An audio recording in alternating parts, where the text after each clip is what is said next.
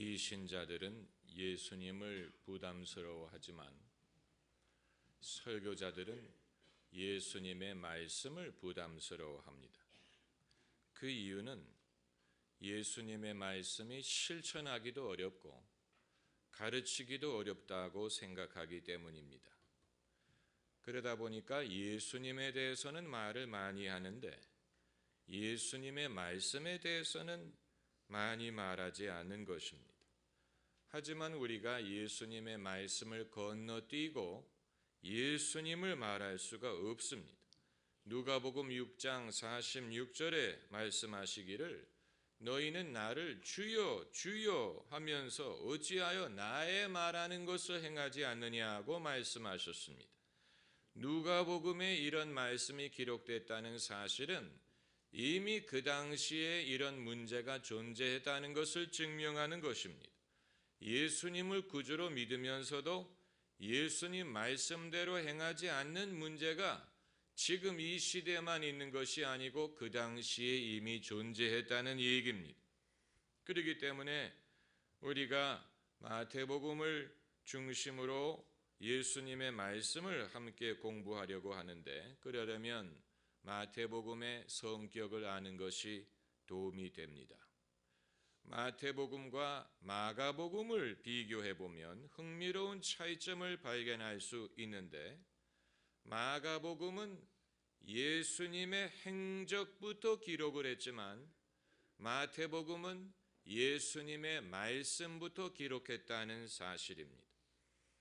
5장부터 7장까지 장장 석장에 걸쳐서 예수님의 말씀이 기록이 되어 있고 그 다음에 예수님의 행하신 행적이 소개가 됩니다.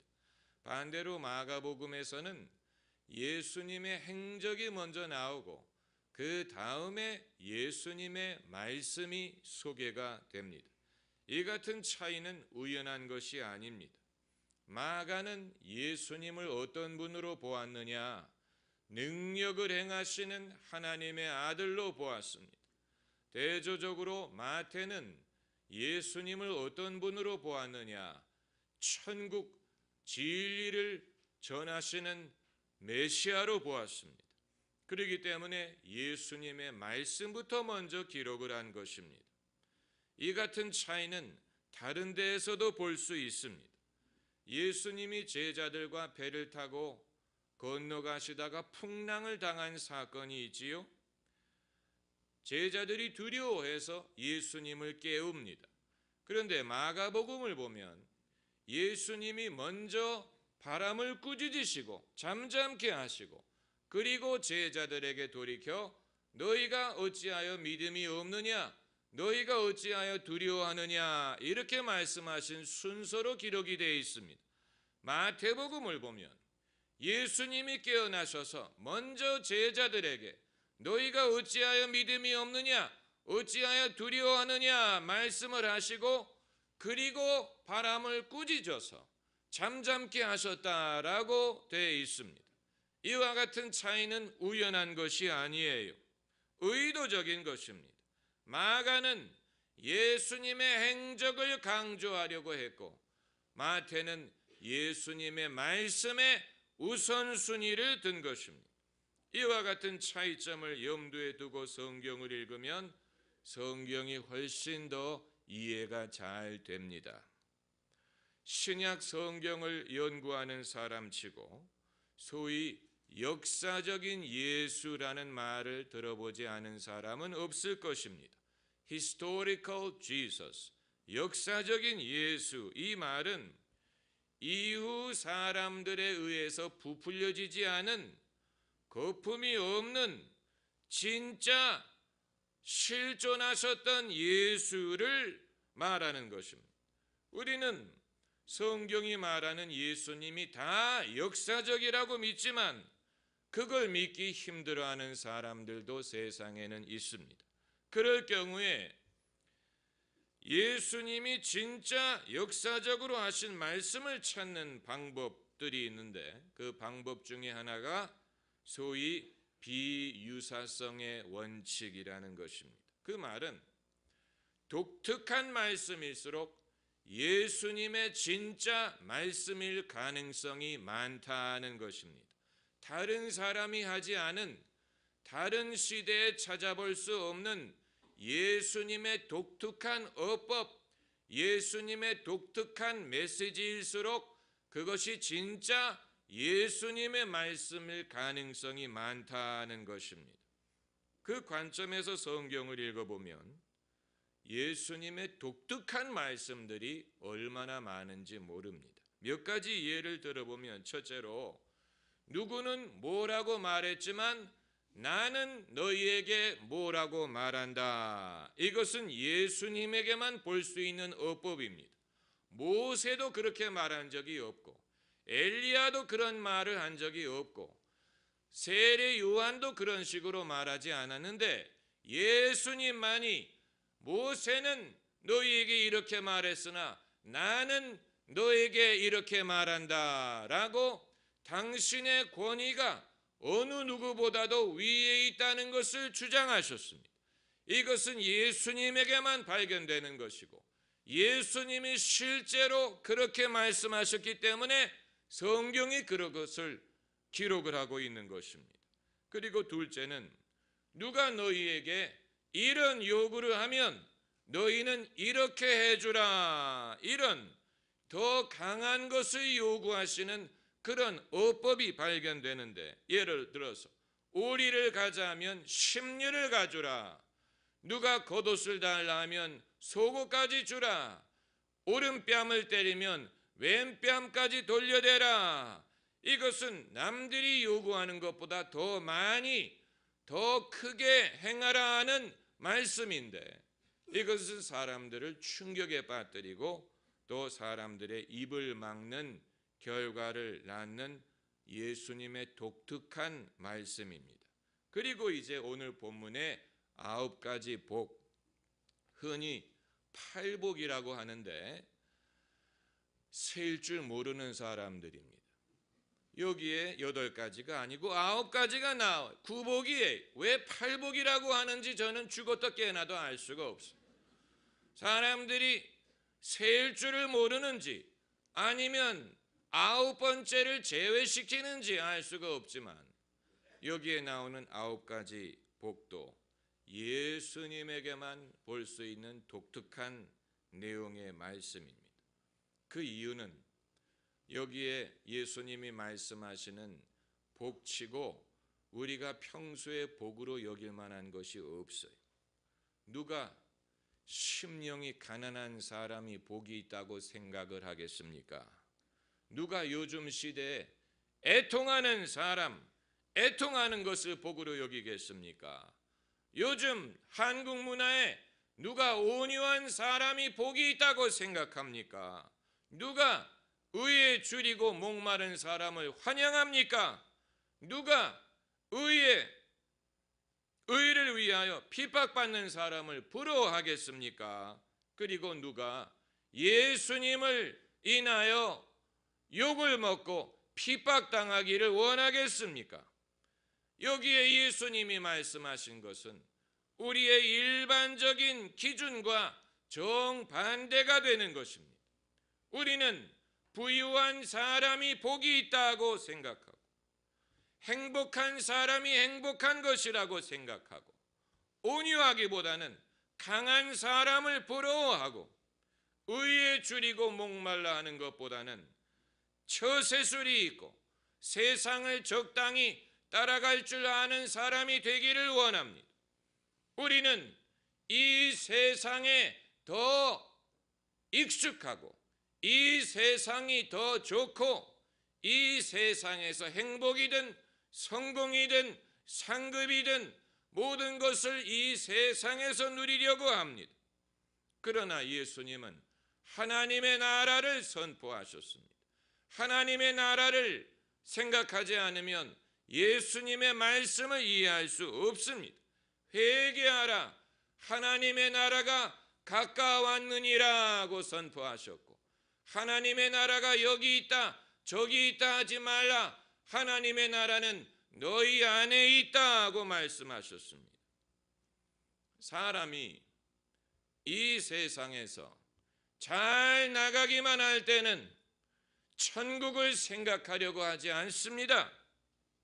젊은이들이 영원히 젊을 것이라고 생각하는 한 교회에 진지하게 발을 들여놓으려고 하지 않습니다. 부유한 사람이 자기의 부를 즐기며 살려고 하는 한 천국에 대해서 관심을 갖지 않습니다. 이 세상에서 잘 나가는 사람은 굳이 신앙을 가질 필요를 느끼지 않습니다. 그건 이상한 게 아니에요. 그렇기 때문에 부유한 사람일수록 전도하기가 어려운 것이고, 건강하고 행복한 사람일수록 전도하기가 어려운 것입니다. 그 사람들은 하나님의 나라를 필요로 하지 않는 것입니다. 그럼 누가 하나님의 나라를 필요로 하느냐? 심령이 가난한 사람, 애통한 사람, 의에 줄이고 목마른 사람, 이런 사람들이 세상을 바라보던 눈을 들어 하나님을 바라보려고 하는 것입니다. 그렇기 때문에 심령이 가난한 것 자체는 별로 즐거운 게 아니지만 심령이 가난한 사람이 복이 있다라고 말씀하시는 것이고, 애통 자체는 즐겁지 않지만 애통하는 사람이 복이 있다라고 말씀하신 것입니다. 역설적이지만 사실이에요. 인생의 괴로움이 사람으로 하여금 하나님을 생각하게 만든다면 그 모든 것은 다 축복입니다. 최근에 출시된 임파서블이라는 영화를 보면 2005년 태국 쓰나미에서 생존한 한 가족을 주제로 하고 있습니다. 실화의 바탕을 둔 영화입니다. 부모와 네 자녀 모두 6식구가 푸켓에 휴가를 갔다가 쓰나미를 만났어요. 가족들이 뿔뿔이 흩어졌어요. 살았는지 죽었는지도 알 수 없는 상황인데, 그런데 6명이 다 기적적으로 생존을 해서 만나게 됩니다. 정말 놀라운 일입니다. 푸켓에서만 7,000명이 죽었는데 가족들이 다 생존해서 만날 수 있었다는 사실. 그래서 이들이 옷도 다 찢어지고 얼굴에는 상처가 있고 그런 상황에서 대사관이 마련해 준 비행기를 타고 고국으로 돌아가는데 누가 안전벨트를 매라고 말하지도 않았지만 어린아이에서부터 다 자기가 알아서 안전벨트를 매고 살아났다는 사실만으로 놀라워합니다. 가족들을 다시 만날 수 있었다는 사실만으로 얼마나 감사한지 몰라요. 그렇기 때문에 이전에는 인생을 진지하게 생각하지 않았지만 이 시련을 당한 다음에는 생명이 거저라가 아니라는 사실을 알게 되고 가족이 얼마나 큰 축복인가를 알게 된 것입니다. 쓰나미라는 재앙을 당해본 다음에 이들의 생각이 변한 거예요. 인생을 보는 눈이 달라진 것입니다. 정말 귀중한 것이 무엇인지를 이제야 깨닫게 된 것입니다. 여러분, 예수님이 말씀하시는 것이 바로 이것입니다. 심령이 온유한 자가 복이 있나니 천국이 저들 것이니라. 애통하는 자가 복이 있나니 저희가 위로를 받을 것이니라. 애통을 해봐야 위로라는 것이 무엇인지를 경험할 수 있습니다. 애통하는 중에 하나님이 위로하시는 것을 경험할 수가 있습니다. 이것은 이론이 아니요, 철학이 아니요, 하나님의 위로는 진짜 있는 것인데 애통이라는 것을 통해서 하나님이 우리에게 힘을 주시는 것을 경험할 수가 있고 그것을 통하여 영혼이 성숙해지고 사람이 믿음이 성장할 수가 있는 것입니다. 그런데 온유한 사람이 복이 있는 이유는 온유한 사람은 이런 것을 자기가 직접 경험하지 않더라도 깨달을 수가 있기 때문에 그런 것입니다. 온유함의 위대함이 거기에 있습니다. 반대로 강팍한 사람은 시련을 경험해도 배우지 못합니다. 온유한 사람이 땅을 기업으로 받을 수 있는 이유는 자기가 직접 이런 시련을 당하기 이전에 스스로 깨닫고 스스로 배우고 스스로 하나님께 돌아올 수 있는 사람, 그리고 의에 줄이고 목마른 사람이 복이 있다고 하셨습니다. 이런 사람은 인생을 무관심하게 보지 않고 세상 일을 남의 문제로 보지 않고 고민하고 생각하는 사람입니다. 이런 사람이 복이 있습니다. 그리고 마지막 복, 아홉째 복, 나를 인하여, 한번 따라해 보세요. 나를 인하여 너희를 욕하고 핍박하고 거짓으로 너희를 거스려 모든 악한 말을 할 때는 너희에게 복이 있나니. 지난 주일에 제가 내게로 오라 하는 말씀을 가지고 설교를 한 것처럼 예수님은 마태복음에서 천국의 윤리만을 말씀하신 것이 아니고 당신에 대하여 많은 말씀을 하셨습니다. 마태복음에 나는 이란 단어가 많이 등장합니다.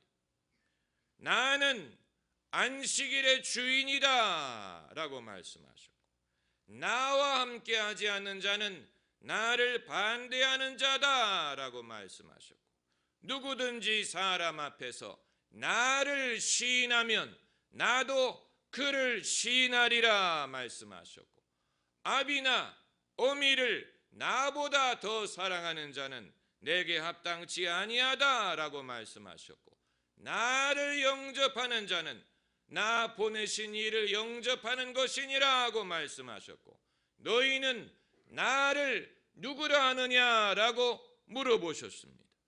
이 모든 구절이 요한복음에 있는 게 아니고 마태복음에 나오는 것입니다. 요한복음에만 나는 이란 말씀이 있는 게 아니고 마태복음에도 많이 등장합니다. 어떤 사람들은 예수님이 천국의 윤리만을 가르치려고 했지 자기를 믿으라는 요구는 하지 않았다라는 주장을 하는데, 그런 사람은 성경을 진지하게 읽어보지 않은 것입니다. 부자 청년이 예수님께 찾아와서 랍비여, 내가 어떻게 하여야 영생을 얻을 수 있겠습니까? 라고 물어봤을 때 예수님이 내 소유를 팔아 가난한 자들에게 나눠주라 라고만 말씀하신 게 아니고 그 다음에 뭐라고 말씀하셨습니까? 나를 따르라 하고 말씀하셨어요. 예수님이 없는 영생이 없습니다. 예수님은 그 사실을 분명하게 말씀하셨어요.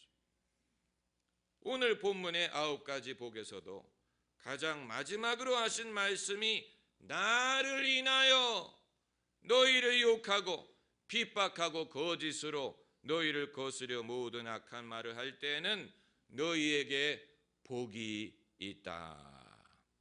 여러분, 우리가 예수님을 안전하게 믿으려고 해서는 안 됩니다. 예수님을 믿는 것은 안전하지 않습니다. 안전하게 믿으려는 사람은 자신의 믿음을 숨기려고 할 것입니다. 숨긴 믿음은 진짜 믿음이 아니에요. 행함이 없는 믿음은 죽은 믿음이라고 했습니다. 믿음을 행함으로 나타내야 그 믿음이 진짜 믿음이 되는 것입니다.